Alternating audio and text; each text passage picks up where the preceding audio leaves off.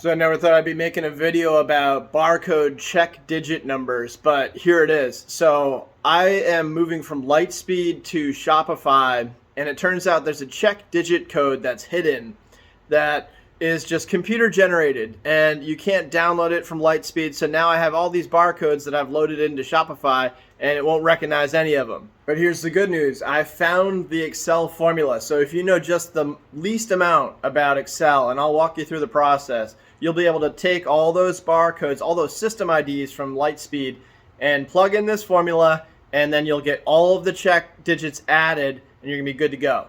Here's just a quick example of what went down. So here's my Madras Cape Cod sticker, right? So I had loaded this into the Shopify app, not app, but the actual desktop version, right? I loaded in the UPC code, and I did all of this in bulk. I have 1,800 products total, right? So then I go into the app, which it's all loaded into, and I scan the barcode. And so I'm like, okay, cool, let's scan this thing. Boom, okay. And the item's not found. And I'm like, you gotta be kidding me, because it took me forever to get the sync done on the everything anyways to begin with. And you look at it, and there's that 2 on the end, okay. And you look in Shopify, there's no 2. That's a check digit. Yeah, so here's how to fix this.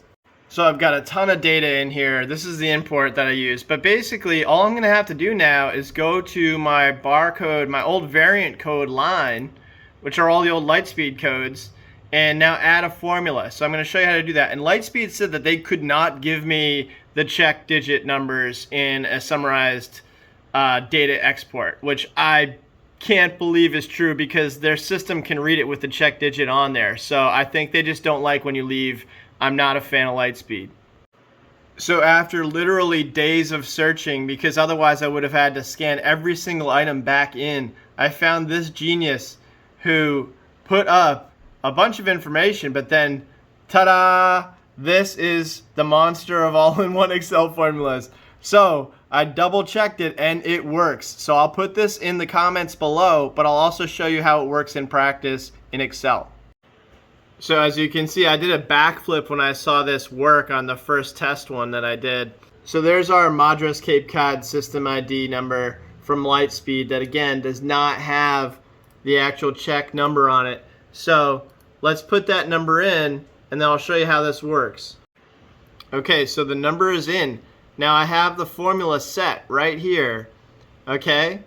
And all you need to do is add it in here, and it's gonna look to the cell to the left. That's all it's doing. So A1 is the cell to the left. The guy who posted this on his website had C4, because he was referencing cell C4, but you're gonna have, I'll post this with A1. That means you can start in the top left, and then you can just drag and drop. So let's see if this works for the next one.